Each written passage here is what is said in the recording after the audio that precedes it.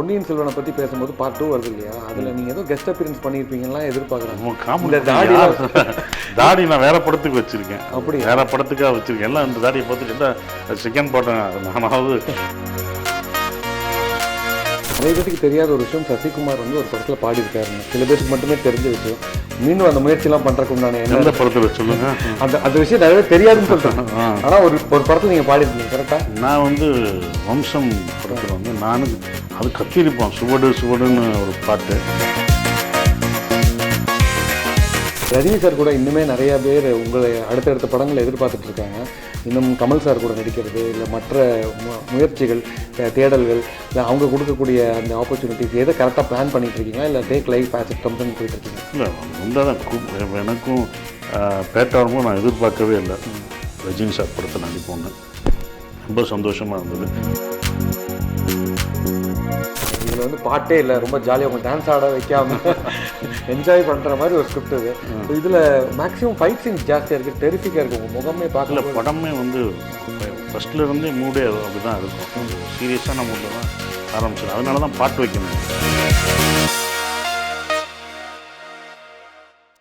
One India filmy beat fans அனைவருக்கும் வணக்கம். ரொம்ப சந்தோஷமாக இருக்குது. சசிகுமார் சார் வாரம் படங்கிறது வந்து எங்கள் எல்லாத்துக்குமே ட்ரீட்டு தான். அதுவும் உங்கள் ரசிகர்கள் பர்டிகுலராக பிஎன்சி எல்லாருக்குமே இந்த கிராமம் சார்ந்த படங்களை மட்டுமே பார்த்துட்டு இருந்தவங்களுக்கு சிட்டி சப்ஜெக்டில் நுழைஞ்சிட்டிங்க.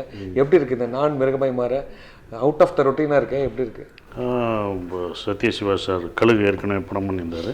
அவர் அந்த படம் சொல்லும்போது லாக்டவுன் அப்போ நாங்கள் இதில் தான் பார்த்தோம், ஜூம் மீட்டிங்கில் தான் கதை சொன்னார். ஓகே.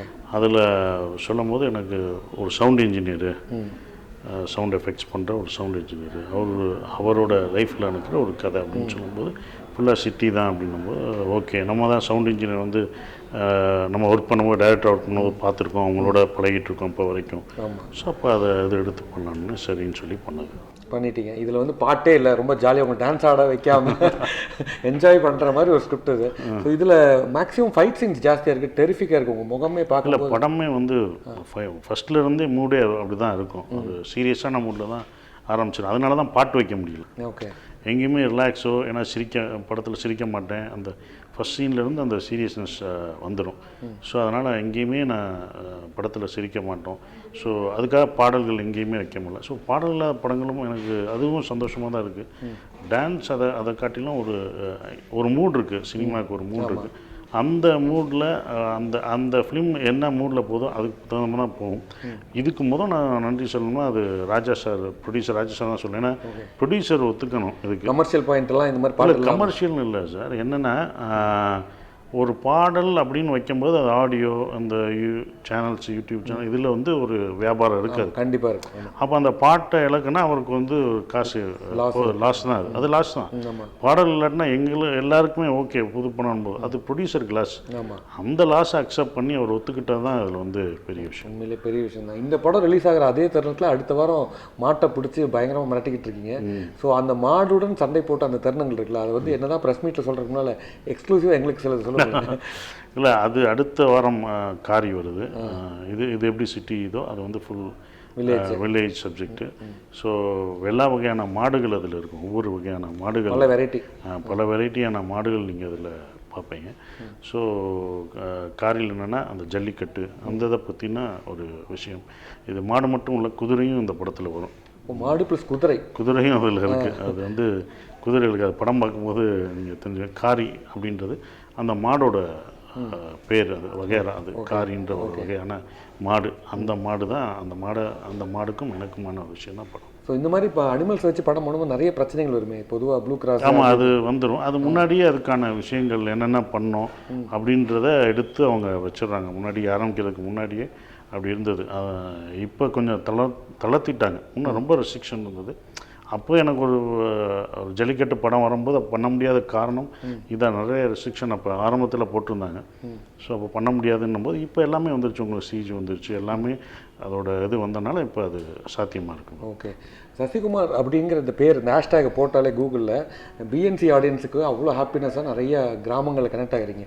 இந்த மார்க்கெட் மட்டுமே போதுமானதாக நினைக்காம மற்ற புது முயற்சியும் நீங்கள் ட்ரை பண்ணுறீங்க இல்லையா?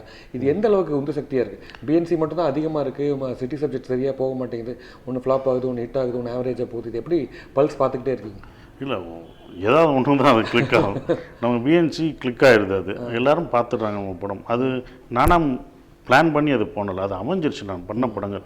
ஸோ பிஎன்சி அப்படின்றது கிராமப்புறங்களில் வந்து நம்மளை அக்செப்ட் பண்ணதே பெரிய விஷயம். நீங்கள் வந்து ஒரு சிட்டி படம் பண்ணுற சில எல்லா ஹீரோக்கள்ஸும் கிராமத்துக்குள்ள நம்ம ஒரு படம் பண்ணணும்னு தோணும். அப்போ எனக்கு கிராமத்தில் இது நம்ம கிரவுண்டு, இதுக்குள்ளேயே நம்ம இருந்துக்குவோன்னு ஒன்று இருக்கும் பார்த்தீங்களா, அதுதான் இவ்வளோ நாள் எனக்கு கொண்டு வந்துருக்கு. இது வந்து நானாக பிளான் பண்ணியோ அதை பண்ணியோ இல்லை, அவங்க கொடுத்தாங்க, அதை நாங்கள் தக்க வச்சுக்கிட்டு அந்த இதில் இருக்கேன். இங்கேயும் யாரும் எனக்கு போட்டி இல்லை, நான் மட்டும்தான்ப்பா அந்த ஊரில், நான் பாட்டுக்கு விவசாயம் பண்ணிவிட்டு நான் பாட்டுக்கு இந்த ஊரில் இருக்கேன் அப்படின்னு சொல்லுவாங்கள்ல, என் ஊர் என் மக்கள், நான் பாட்டுக்கு இந்த ஊரில். அதுதான் இத்தனை வருஷம் என்னை கொண்டு வந்து எனக்கு வந்து வெற்றி தோல்வி படங்கள் வந்தாலுமே இது போகிறது அதுதான். அது ஒன்று டிவியில் என் படம் வந்தாலும் இவ்வளோ பேர் பார்க்குறாங்க ஒரு விஷயம். கிராமப்புறம் போகும்போது எனக்கு தெரிஞ்சிருக்கு, எல்லா வீட்லேயும் அவங்க சாப்பாடு கொடுக்குறதும் சரி, ஏன்னா தன்னுடைய வீட்டு பையனாக நினச்சிட்டு இருக்கிற ஒரு விஷயம், இதெல்லாம் இது கிடைக்கிற விஷயம், அது அபூர்வம். இதை வந்து அக்செப்ட் தான் பண்ணிக்கணும். இது என்னன்றது அது வந்து ஒரு உணர்வாக நான் அதை நினச்சிட்டேன். நம்ம வீட்டு பையனை வந்துட்டு வாப்பா உட்காருப்பா சாப்பிடுப்பான்ற எந்த கிராமப்புறம் போனாலும் நம்ம சொன்னால் உடனே கேட்டுக்கிற ஒரு விஷயம். அண்ணே அக்கா அதெல்லாம் பண்ணாதீங்க, ஃபோட்டோ எடுக்காதீங்க, இது பண்ணாதீங்க, எல்லாம் கேமரா தான் அவங்க சொல்லி அவங்க இவ்வளோ தூரம் கஷ்டப்படுறாங்களப்பா அப்படின்னு நமக்கு அந்த படப்பிடிப்பு தளத்தில் அவங்களுக்கு ஒத்துழைப்பு கொடுக்கணும். இது கிராமத்தில் நடக்க காரணம் நான் என்னை பார்த்த படங்களும் அவங்கள ஒரு ஆள் நினைக்கிறனால தான், அதை நான் இழக்க விரும்பலாம். சூப்பர். ஸோ இந்த ஆடியன்ஸ் ஒரு பக்கம் உங்களுக்கு பிடிச்சிருச்சு அப்படின்னா, மலையாள சூப்பர் ஸ்டார்ஸ்லாம் பார்த்தீங்கன்னா அவங்க உண்மையிலே கிராமத்தில் தான் வாழ்ந்துட்டு இருக்காங்க. அதே மாதிரி இங்கே தமிழ் சினிமாவை பொறுத்த வரைக்கும் அதிகமாக சென்னைக்குள்ளே வாழாமல் மேக்ஸிமம் தேனி பக்கத்தில் மதுரை பக்கத்தில் உங்கள் ஊர் பக்கத்துலேயே இருக்கிறதுக்கு அவங்களாம் இன்ஸ்பிரேஷனா, இல்லை உங்களுக்கு அதுதான் பிடிச்சிருக்குங்கிறதுனால நீங்கள் சென்னை பக்கம் அதிகமாக? இல்லை, முதல் இங்கே இருந்தேன், அப்போ நான் ப்ரொடியூஸ் பண்ணிட்டு இருந்தனால இங்கே இருக்க வேண்டிய சூழல். அப்புறம் நான் ப்ரொடக்ஷன் பண்ணலைன்னும் போது எனக்கு அவங்கெல்லாம் இருந்தாங்களே, நம்ம வீட்டில் ஸ்பெண்ட் பண்ணலாம், ஃபேமிலியோடு ஸ்பெண்ட் பண்ணலாம், நம்ம கிராமத்தில் ஸ்பெண்ட் பண்ணலாம், நம்ம ஊரில் ஸ்பெண்ட் பண்ணலாம், நம்ம வந்து ஸ்பெண்ட் பண்ணலான்ற ஒரு விஷயம். அதுதான் இப்போ கிராமத்தில் நம்ம ஸ்பெண்ட் பண்ணலாம். இது வந்து இது எனக்கு பிடிச்சிருந்தது. ஏன்னா மலையாளம் போகும்போது அவங்கவுங்க ஊர்லேருந்து வந்து இது பண்ணிட்டு போங்க, எல்லா டேரக்டர்ஸும் அப்படி தான் இருந்தாங்க. அது நான் மாஸ்டர்ஸ் பண்ணும்போது நான் யோசித்தேன், இது இந்த மாதிரி நம்மளும் பண்ணணும் யோசிச்சுக்கிட்டே இருந்த ஒரு விஷயம். அது எனக்கு இப்போ பட்டது. நான் எங்கே ஷூட்டிங்கோ அங்கே கூப்பிட்டுவாங்க, நான் வருவேன் அப்படின்ற ஒரு விஷயம் தான். சூப்பர். நீங்களும் சமுத்திரக்கனி அண்ணனும் பல உறவுகளை பற்றி பேசியிருக்கீங்க, உங்கள் உறவை பற்றி பல பேர் பேசியிருக்காங்க. ரொம்ப நாளாக அந்த ரிங்டோனில் கூட நம்மை போல அண்ணன் தம்பின்னு அந்த ரிங்டோன் தான் இன்னும் வச்சுருக்கீங்களா, இல்லை மாறிடுச்சா? வேறு படமே வந்துருச்சு, அதனால் மாறிட்டு தான் இருக்கும் அது. ஓகே. ஸோ நீங்கள் இப்போ சமுத்திரக்கனி அண்ணன் இல்லை, நான் இப்போ ரிங்டோனே வைக்கிறது இல்லை, அதுதான் அப்படி ஃபோனுக்கு ரிங்டோனே. அதனால் இல்லை, முதல் வச்சுருந்தேன் நான் ரொம்ப வருஷமாக, நான் சைலண்ட்டில் தான். ஏன்னா அது நம்ம ஷூட்டிங்கில் டிஸ்டர்ப் பண்ணோம் அப்படின்றனால நம்ம ரிங்டோன் திடீர்னு வரும், நம்ம எல்லாத்தையும் சொல்லுவோம், யாரும் ரிங்டோன் சவுண்ட் வைக்கக்கூடாது, நம்ம எல்லாத்தையும் சொல்லப்போம். நம்ம அது கரெக்டாக இருந்ததுனால தான் நான் ஆச்சு 12 வருஷமாக 10 வருஷமாக ரிங்டோனே இப்போ அப்போ வச்சுருந்தோம். அது நம்ம 2 பேர்த்தோட ஃபோனும் மாறி மாறி தம்பி பாசமாக கூப்பிடுவார், அப்படி இருந்தது. அது இப்போ சவுண்டு எதுவுமே ரிங்டோன் வச்சுக்கலாம். ஓகே. நீங்கள் படம் பண்ணும்போது மற்ற நடிகர்களை தான் நடிக்க வைக்க போகிறீங்கன்னு தெரிஞ்சு போச்சு 2023. ஸோ அதில் சமுத்திரக்கனி அண்ணன் இருப்பாரா, யாரெல்லாம் மெயினாக இருப்பார்? என்ன அதெல்லாம் முடிவு பண்ணல, ஏன்னா அவர் ரொம்ப பிஸியாக ஆந்திராவில் இருக்கார். ஸோ அவரை தொந்தரவு பண்ண வேணான்றது மட்டும்தான் இப்போ முடிவு எடுத்துங்க. ஓகே. உங்கள் தாடிக்கு பின்னால் இருக்கக்கூடிய பல ஸ்டோரிகளில் உங்கள் ஃபேமிலி என்ன சொல்கிறாங்க? என்றைக்காவது தாடி எடுக்க சொல்கிறாங்களா? ரசிகர்களை விட்டுருங்க, உங்கள் ஃபேமிலி, உங்கள் ஒய்ஃபு, குழந்தைகள் எல்லாருமே அதை பார்த்துட்டாங்க, அவங்களும் பார்த்து பழகிட்டாங்க, குழந்தைகள்லாம் பிறந்ததை பார்த்து பழகிட்டாங்க. அதனால் அது அவங்களுக்கு அது ஒன்றும், நான் தாடி எடுத்துகிட்டு வந்தால் தான் அவங்களுக்கு புதுசாக இருக்குது, என்ன எப்படி வந்திருக்கேன்னு தவிர மித்தது அவங்களுக்கு ஓகே தான். சமீபத்திய படங்கள்லாம் ரொம்ப சின்ன பட்ஜெட்டில் பயங்கர மெட் ஆகிட்டு இருக்குது. அதுவும் இந்த லவ் டுடே வந்ததுக்கப்புறம் பாய் பெஸ்டி கேர்ள் பெஸ்டிங்கிற அந்த 2 வார்த்தை பயங்கர ட்ரெண்டிங்காக இருக்குது.